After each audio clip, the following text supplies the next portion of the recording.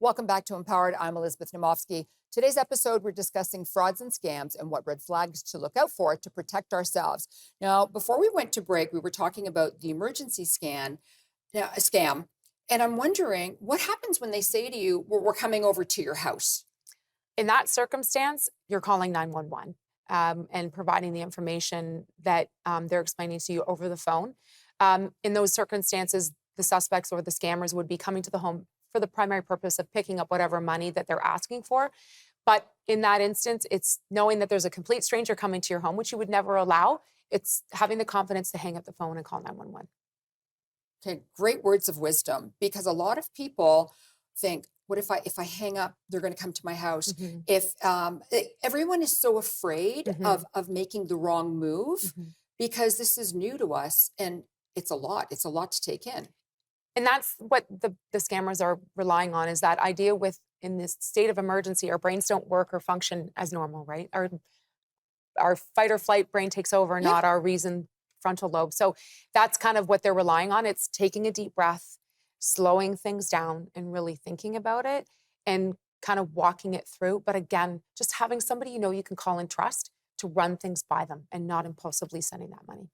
Okay, so let's move on to investment scams, Okay. because they seem to be at the top still, Yes. even with all the regulators and all the information out there. And this is Mhm. Financial Literacy Month is November. Mhm.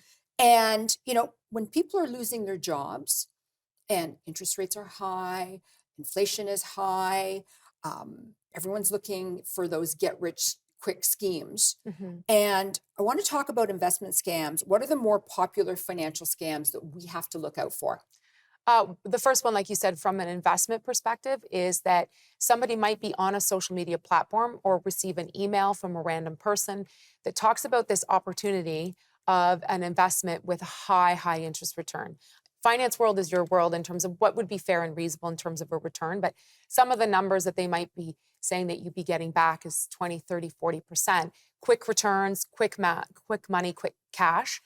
And then the red flag with those is a lot of times they're utilizing some form of cryptocurrency, depositing it into a cryptocurrency app, and then money is transferred out. There's no abilities to get that cryptocurrency back into your wallet per se. But they lull the investor in thinking for a few short weeks or months. They see this apparent investment growing, enticing them to invest more. Mhm. Or they may send them a little bit of money just to say, look, it works. And then meanwhile, it's only just a way to pull them back in and to invest more money. It's knowing that your money doesn't grow that fast and these opportunities don't exist out there where there is these exorbitant returns. And then the other one is the job scam. So again, just the idea of getting a job, but they want to advance you some money with a check. You cash that check and you're to send some money back to that employer. But really what you're doing is you're just sending money back from a bad check. So you're out money in Yeah. your account. Those are some ways just from a job perspective, investment perspective, that we're seeing people be victimized, unfortunately. And I just want to mention, because I feel this is really, really important. If you are going to invest your money, go to CIRO, the Canadian Investment Regulatory Organization. Mhm. Look up the investment firms. Mhm. Look up who is real and who is not, Yes. because all those investment firms need to be regulated. Mhm. They are on the website. So when in doubt, do some research. Don't just jump in and give people money. Agreed. Due diligence, I think, is first and foremost, not that impulsivity. I've always said this, if my brother came to me and asked me for $5,000, I'd run him through the ringer, right? So why are we going to do that with a complete stranger we've never seen online, but because they have this fancy picture or fancy profile?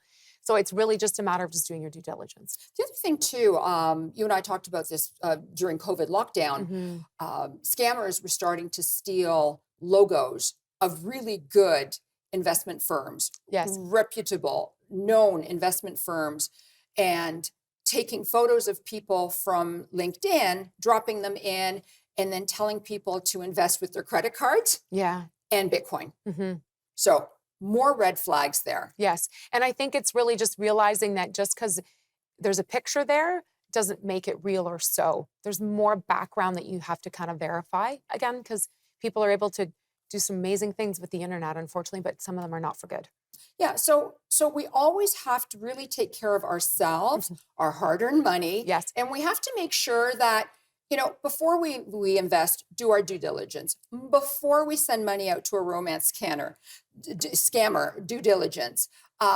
Jobs as well. We really have to take care of ourselves before we give anyone our hard-earned money. So when we come back, we are going to touch upon lottery scams and other scams. So please don't go away.